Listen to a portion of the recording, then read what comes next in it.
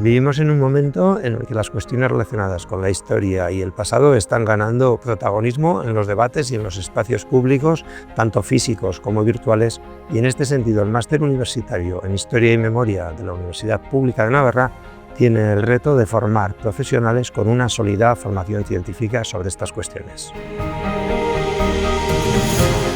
Profundizamos, por lo tanto, en las diferentes metodologías, tanto para el desarrollo de proyectos de investigación, que pueden llevar también incluso a la realización de una tesis doctoral, como para el desempeño de tareas de gestión en espacios públicos y privados relacionados con el pasado, con la historia y la memoria. Esto conlleva incorporar estrategias específicas relacionadas con las habilidades comunicativas y la práctica didáctica, incorporando siempre una perspectiva de respeto a los derechos humanos.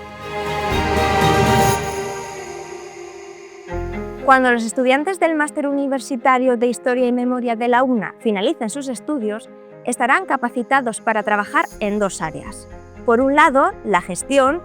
y la educación patrimonial en museos, archivos o centros de investigación, y por otro, en investigación avanzada en historia, memoria y patrimonio.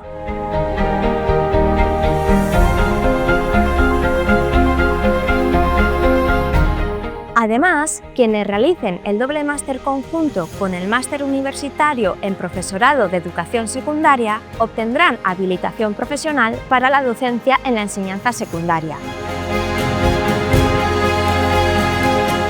El máster lo que te permite es ver desde distintas y nuevas perspectivas los procesos históricos que igual estás acostumbrado a verlos, solo que con esa especialización.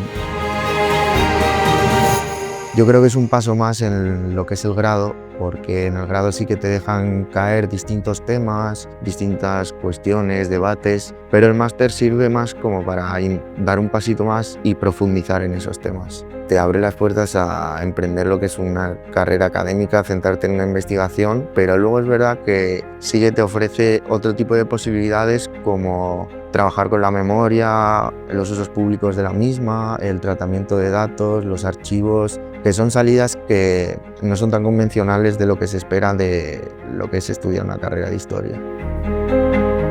Recomendaría este máster porque te ofrece unas perspectivas y metodologías que te dan pie a abordar la historia desde una forma no tan convencional.